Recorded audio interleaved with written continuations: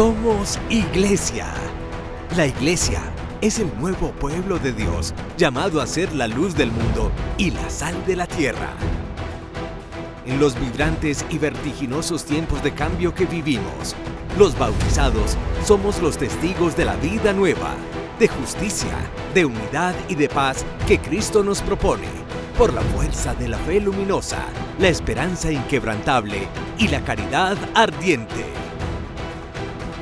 La Iglesia Católica, cuerpo vivo de Cristo, nos señala la única opción por la verdad y nos presenta el ideal existencial más alto: Jesucristo, modelo de verdadera humanidad y camino seguro de salvación y de vida eterna. Tú eres Pedro, y sobre esta piedra edificaré mi iglesia, y el poder del mal no triunfará sobre ella. Somos Iglesia. En esta emisión de Somos Iglesia, espera Vivir y trabajar con Robert Prevost. Lo cuenta quien fue su secretario personal en Chiclayo. Ya hay fecha del primer consistorio de León XIV con posible fecha para Carlo Acutis. Lugares de León XIV en Roma. El Instituto Agustiniano. No pude creer que el Papa estaba delante de nosotros. Se me saltaron las lágrimas. El sacerdote que pidió ser enviado al peor lugar del mundo. Un saludo para todos ustedes. Bienvenidos a este programa que semana tras semana les presenta a ustedes el acontecer de la Iglesia en Colombia y en el mundo, aunque generalmente en el mundo, porque es difícil como cubrir pues las noticias de Iglesia en nuestro territorio. Sí, Miriam, una alegría podernos encontrar avanzando este mes de junio. Hacemos análisis, damos opiniones sobre el quehacer de la Iglesia a través de esta agencia romana, Reportes desde Roma, Rome Report, y creemos que es un informativo que es único, porque en nuestro país encontramos la prensa secular que da informaciones sobre la Iglesia, pero aquí desde una mirada creyente. Y con alguna profundidad tratamos de analizar los acontecimientos más importantes de la Iglesia. Padre Carlos, hay una fiesta que no es religiosa, pero sí importante, muy entrañable para nosotros, que es la fiesta de los papás, el Día del Padre. Así es, en mayo es el segundo domingo para las madres, junio es el tercer domingo para los papás, y hoy hay que hacer un reconocimiento a esos buenos papás que están pendientes de sus hijos, que los acompañan, que son maternales, podríamos decir la expresión, en una sociedad que fue machista, donde el hombre no entraba a la cocina, el hombre no se metía con los hijos, el hombre era solamente proveedor. Hemos pasado a una sociedad donde el papá es más tierno, más afectuoso, más comprometido con la vida de sus hijos. Padre, y es cierto que estas nuevas generaciones, los papás de estas nuevas generaciones son como más cálidos, mejores papás. Totalmente de acuerdo.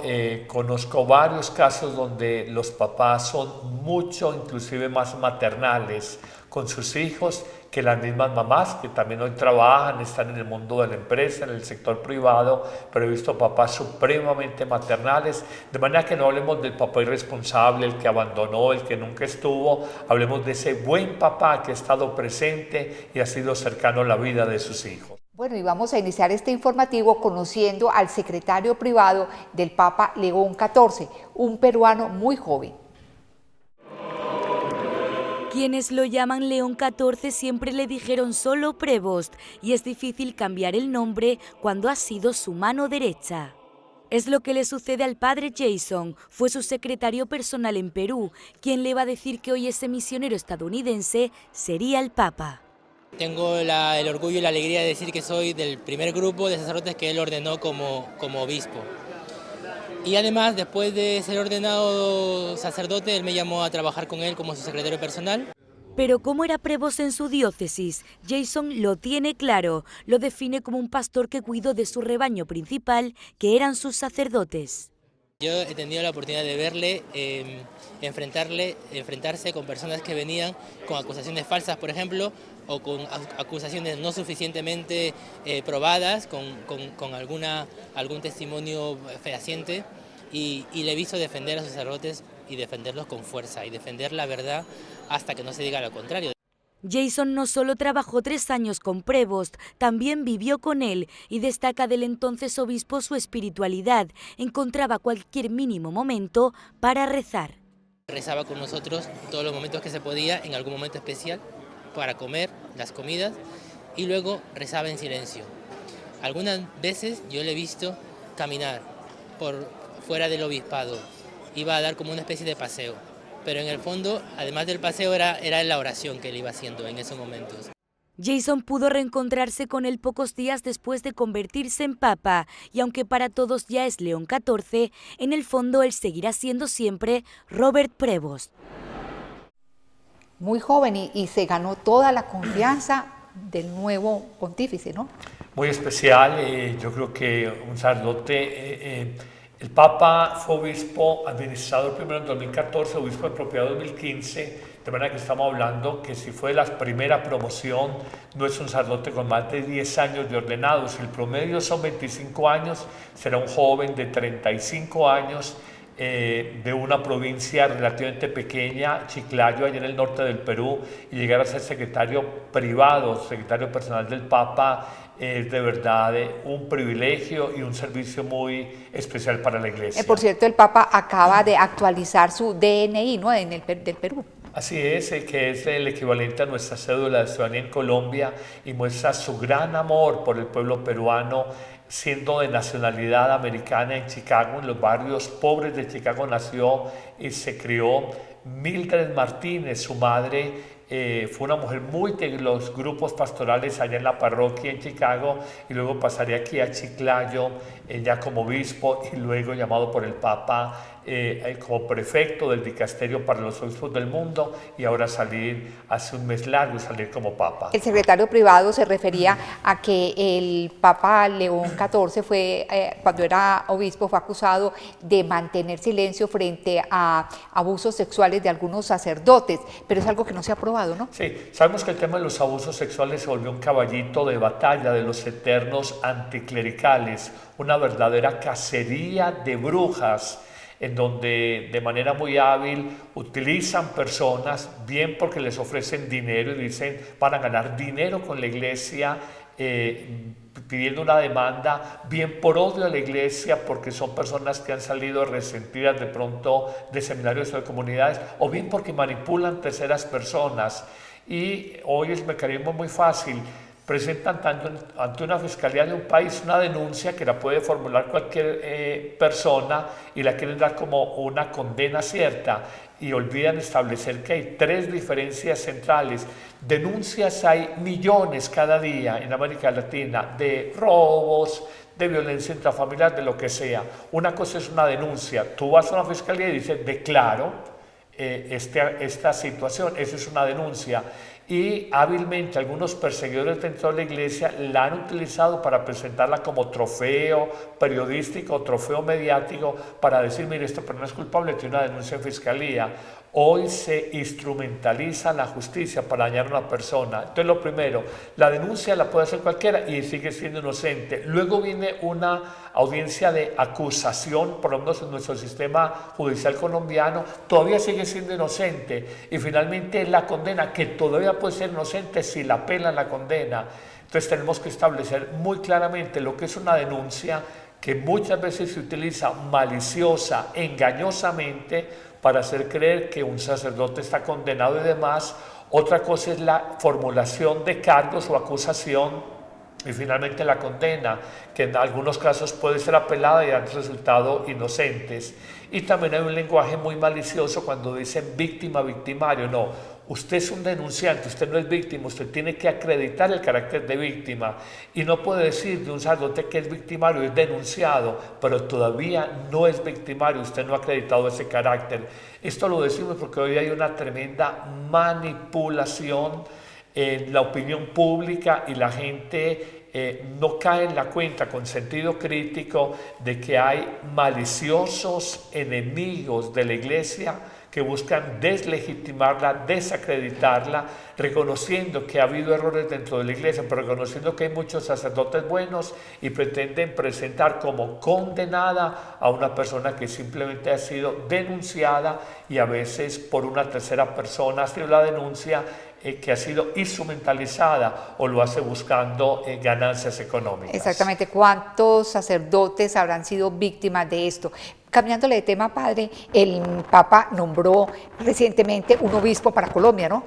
Así es, para la diócesis de Granada Meta es el primer nombramiento que hace para nuestro país y bueno, empieza a moverse, digamos, toda la congregación para los obispos en el mundo. El Papa les dará el visto bueno, pero a estas alturas del pontificado probablemente él se deje guiar mucho por el concepto del nuncio en nuestro país y también por el concepto del estudio previo que habían hecho de un candidato al episcopado. O sea que el Meta, el departamento del Meta tiene un nuevo obispo, ¿no? Es una diócesis dentro del departamento de Meta, porque hay uno en Villavicencio, este es en Granada Meta. Así es. Bueno, padre Carlos, en los próximos días, les cuento a todos ustedes, se va a realizar en el Vaticano un consistorio dentro del cual tanto el Papa como el Colegio Cardenalicio van a votar algunas causas de canonización. Ya hay fecha para el primer consistorio de León XIV. Será el 13 de junio a las 9 de la mañana en el Palacio Apostólico. El Papa se reunirá con el Colegio Cardenalicio para someter a votación varias causas de canonización. El encuentro retomará lo que ya hizo Francisco antes de morir. Desde el hospital aprobó el 25 de febrero 2 causas de canonización. Más tarde, el 31 de marzo, se emitió otro decreto del dicasterio que daba luz verde a otras 2, todas ellas sin una fecha concreta para celebrarse.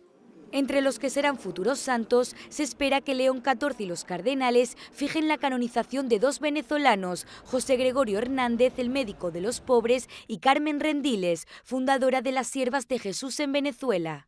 Aunque lo que más se espera es que se reajuste el día para canonizar a Carlo Acutis. La fecha prevista era el 27 de abril, durante el jubileo de los adolescentes, pero no se pudo celebrar. La canonización incluye un rito papal, por lo que el pontífice debe estar presente. En esos días el Vaticano se encontraba en sede vacante, por lo que se tuvo que aplazar. Bueno, padre Carlos, supongo que usted está tan contento como yo por la próxima beatificación de una paisa, de una mujer nacida en Medellín, la religiosa Inés Arango, ¿no? Que murió en la selva amazónica del Ecuador, sí. Así es, en 1987 ella y el obispo Lavaca, ellos como misioneros capuchinos, evangelizando los indígenas, en una tierra de polarizaciones porque hay explotación de la tierra, los indígenas los tomaron como explotadores que venían a colonizar, a robar sus riquezas minerales y les dispararon con flechas y lanzas y murieron mártires tanto la hermana Inés Arango como Monseñor Lavaca, que hacía como misionero de esto hace 38 años y nos muestra simplemente la sangre de mártires que es semilla de nuevos cristianos y hoy en ese silencio, porque la hermana siempre quiso bajo perfil, que su nombre no se conociera, que no se dijera nada de ella, hoy es elevada a la dignidad de los altares en la categoría de beata. Así es, inicia pues el camino hacia la canonización. Esta religiosa en su diario antes de morir escribió algo muy bonito, dice así: si muero me voy feliz, ojalá nadie sepa nada de mí, no busco fama ni nombre, Dios los ame. Y va a tener mucha fama, padre, para que vea cómo son las cosas, ¿no? Como las cosas, y el escritor colombiano Germán Castro Caicedo escribió un libro sobre ellos, hágase tu voluntad, que en el fondo es la gran frase del Padre Nuestro, porque nos pasamos la vida haciendo nuestra voluntad, pero en el Padre Nuestro decimos hágase tu voluntad, y el gran milagro en la vida no es que Dios haga mi voluntad, sino que el gran milagro es que yo haga la voluntad de Dios. Y esta hermana que muy sencilla, muy humilde, cuando ya murió, fue llevada en su ataúd pues hacia el lugar donde la iban a enterrar por un grupo de prostitutas a las que la hermana les enseñó a leer. Muy bonito como ese dato, ¿no? Los pequeños de Dios y la famosa expresión de Jesús que aún las prostitutas os prevalecerán, hablando de los fariseos, se les van a anticipar en el reino de los cielos, y es mostrar esa verdad suprema. Los pecadores arrepentidos, los simples de Dios, los pequeños de Dios, serán importantes, muy importantes en el reino de los cielos, y cuando muramos nos vamos a llevar grandes sorpresas, porque veremos personas que en el mundo fueron importantes y en el cielo no cuentan para nada, pero otros que no contaban para los hombres y de cara a Dios fueron demasiado importantes. Felicitaciones entonces a toda la comunidad de las terciarias capuchinas.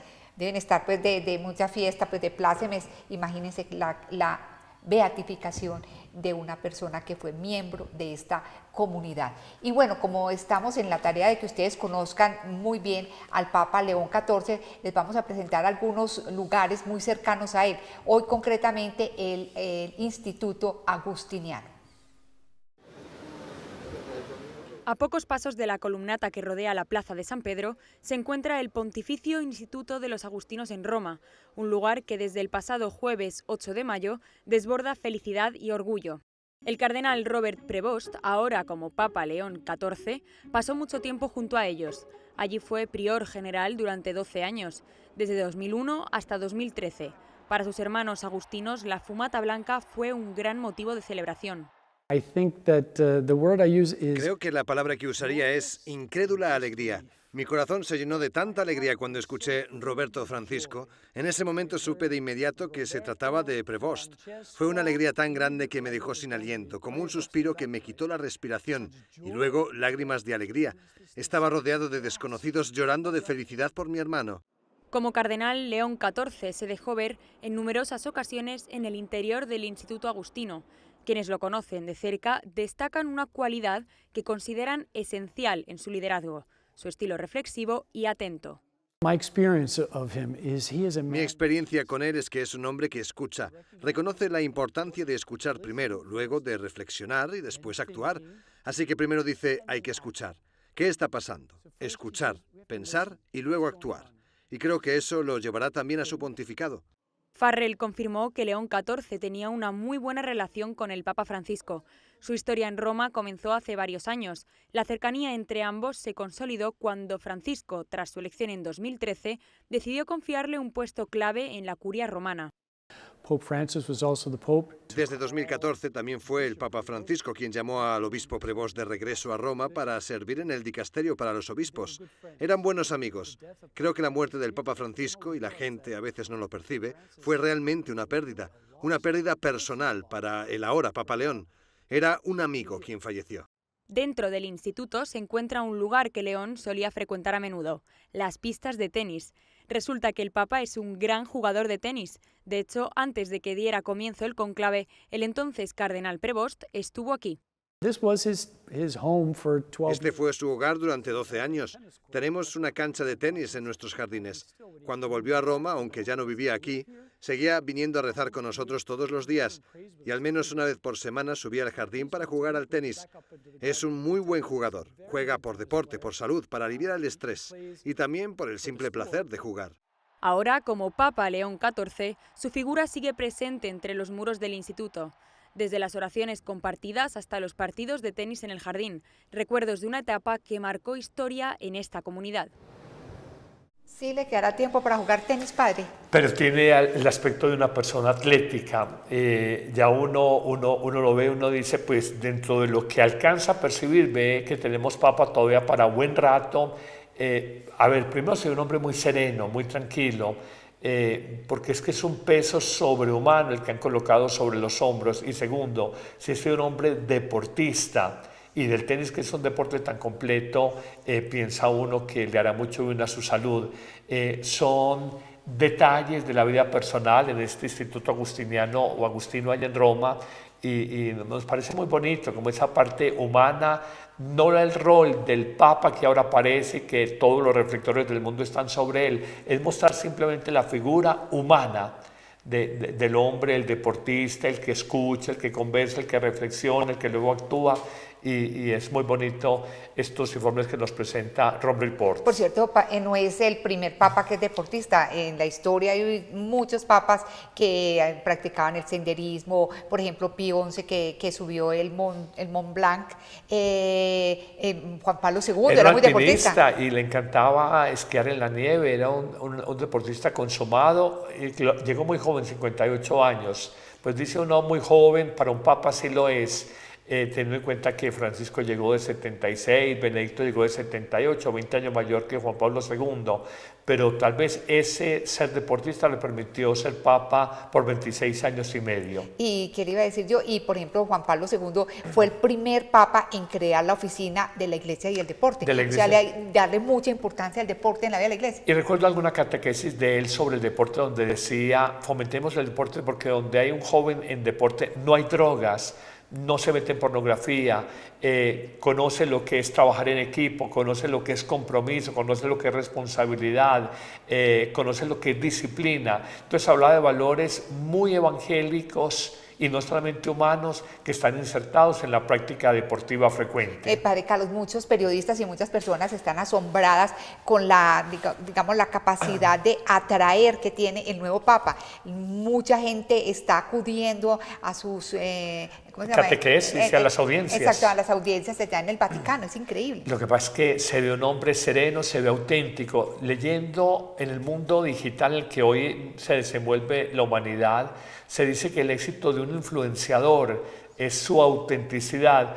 Si la gente nota autenticidad en una persona, inmediatamente atrae. Y se ve un hombre de una sonrisa tranquila, de un caminar sereno, de unos ademanes donde hay dominio de sí mismo, de manera que se ve un hombre tranquilo y un hombre de espiritualidad sin muchos alardes. Y ahora en estas primeras catequesis o reflexiones, citando padres de la Iglesia, lógicamente Agustín, Ambrosio, Atanasio, Juan Crisóstomo, está mostrando un hombre con un conocimiento profundo de la patrística, de las fuentes mismas del cristianismo, y un hombre que quiere darle continuidad, digamos, a ese depósito de la fe, reconociendo que la Iglesia semper reformanda, la Iglesia siempre está reformándose, pero precisamente en fidelidad a ese llamado, reformarse para adaptarse al mundo de hoy, no, sino para conservar la originalidad del carisma y del depósito de la fe. Y creo que el Papa está guardando un sabio equilibrio que la gente ha valorado mucho. Yo como comunicadora lo admiro muchísimo porque es que esa capacidad de hablar ante multitudes, dentro de las cuales hay muchas personas que le están midiendo el aceite sin equivocarse, con esa serenidad, con esa tranquilidad, eso es de admirar, padre. Así es. Un y hombre... que se hubiera, que se hubiera preparado toda la vida para ser papa, ¿no? Pues Dios sabrá cómo lo fue preparando en su carrera eclesiástica. De hecho, es completamente prudencial. Hasta 2021 era un hombre muy desconocido, pues bueno, muy conocido en el ámbito latinoamericano. En 2023 lo lleva el Papa a este dicasterio para los obispos del mundo, le da visibilidad, y estos 2 últimos años de su vida han sido, aunque la palabra no es apropiada, han sido fulgurantes, porque por encima de muchos, permítame la expresión, papables y obispos de carreras de Europa y de muchas partes del mundo, cardenales, Robert Francisco Prevost ha sido el designado por Dios, y en una cuarta votación, de manera que uno ve en esto claramente cierta mayoría de reconocimiento del Colegio Cardenalicio, que no siempre es fácil de conseguir. Bueno, el caso es que el Papa despierta simpatía, despierta cariño y despierta interés. Y si no, veamos lo que dijo esta señora que estuvo muy cerca de él en una audiencia. Miles de personas de todo el mundo fueron a la primera audiencia pública de los miércoles del Papa León XIV. La plaza de San Pedro estaba abarrotada. Si hubo problemas a causa de la ingente concentración de personas, muchos no lo notaron. Es más, su sensación fue de que fue un rotundo éxito. But just being here is just wonderful. Solamente estar aquí es maravilloso. Estamos eufóricos. Es una sensación maravillosa ver tanta gente de tantas partes distintas. Y son muy amables y muy agradables. Nadie se empuja para tener sitio. De hecho, muchos de los presentes se emocionaron al ver al nuevo Papa y a escuchar su mensaje. Fue surreal. No pude creer lo que estaba viviendo. No pude creer que el Papa estaba delante de nosotros. Se me saltaron las lágrimas al pensar en su bendición. Una experiencia preciosa. Me gusta la idea de que se preocupe por la gente, por todos. Es hermoso, me hace llorar. León XIV había hablado de la paz en el mundo y durante la catequesis había comentado la parábola del sembrador. Noi siamo abituati a calcolare le cose e a volte è necessario, ma questo non vale nell'amore. Algunos dicen que les impresionó esa llamada del Papa a vivir el amor de esa forma. El padre Tomás Podolski asistió en primera fila a la primera audiencia del Papa León. Lo que más importante me parece es que el Papa León ama mucho a Jesús, tiene una relación muy profunda con Jesús y esta es la fuente de su cercanía a la gente. Estoy muy contento de que Jesús nos haya dado a este Papa para este tiempo. Tras encuentros como este, muchos dejaron el Vaticano y Roma afirmando que se van con muy buenas sensaciones. Amén. Padre, usted todavía es muy joven, pero ¿cuántos papas le han tocado? Pues hagamos cuenta, Pablo VI 1, Juan Pablo II 2, Juan Pablo I 2, Juan Pablo II 3, Benedicto, Francisco y León, 6 papas. 6 papas, y supongo que ha asistido a la audiencia de muchos de ellos, o varios de ellos, ¿o no? Cuando hemos estado en peregrinaciones, acompañando grupos religiosos allá en las audiencias del Papa, yo recuerdo una especialmente que fue la beatificación de Madre Teresa de Calcuta en el 2003 y los 25 años de Juan Pablo II, porque era un pontificado histórico, lo llamaban Juan Pablo II el Grande o Magno, y además un ícono de la caridad que fue la Madre Teresa de Calcuta. La prensa italiana hablaba de 300.000 personas y yo sentía hasta susto porque uno en la plaza se sentía tan apretado que con dificultad podía abrir los pulmones para tomar aire profundamente. Éramos completamente abigarrados. Era la Plaza de San Pedro, la Vía de la Conciliación y las calles aledañas. 300.000 personas, es una pequeña ciudad y allá iban movidos por la fe. En el 2003, recuerdo desde hace 22 años, con Juan Pablo II en sus bodas de plata pontificias. Son muy pocas las personas en el mundo que logran convocar este tipo esta cantidad de personas. En la fe, el mundo a veces mira con algún desdén o con sospecha, con desprecio al católico, pero cuando hablamos de Juan Pablo II, 6 millones de mexicanos o 6 millones de filipinos, Francisco también un número de 5 o 6 millones de peregrinos, hablamos de hombres muy carismáticos que son capaces de movilizar la gente. Ya un político, un senador en nuestro país saca 50, 60.000 votos, moviliza 60.000 personas. Y está feliz. Está feliz y se demoraron 10 meses de campaña. Aquí simplemente yo recuerdo cuando Juan Pablo II vino a Colombia, del 1 al 7 de julio del año 86, la prensa hablaba de 11 millones de colombianos.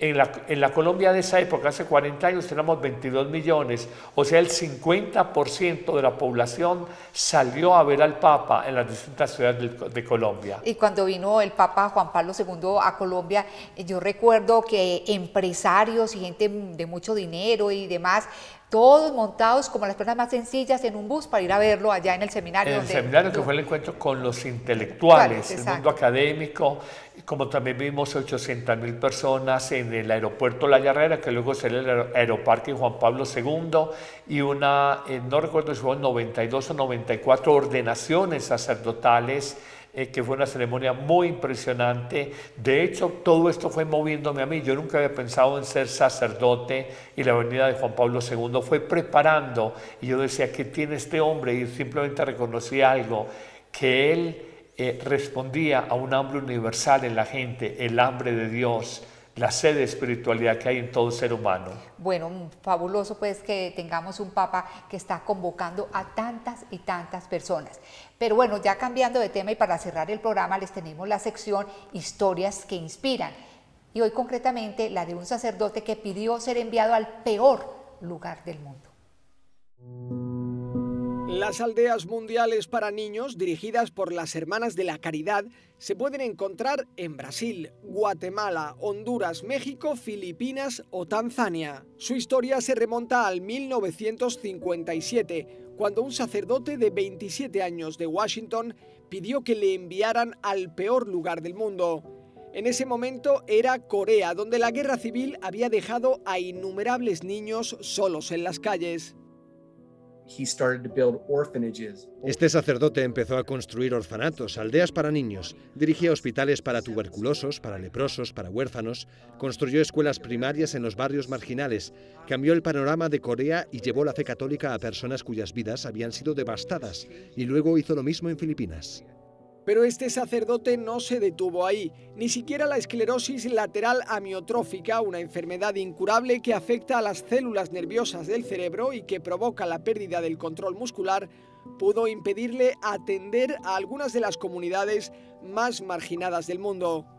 Se llamaba Aloysius Schwartz y hacia el final de su vida estuvo en México, donde las Hermanas de María, la orden de monjas que fundó, continúan llevando a cabo hoy su misión.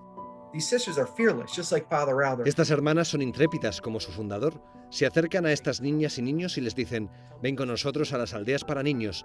Entonces, después de 5 años de catequesis, educación, comida, dándoles todo lo que una madre le da a un niño que lucha y sufre, se marchan a los 18 años y se convierten en ingenieros, arquitectos, sacerdotes o monjas.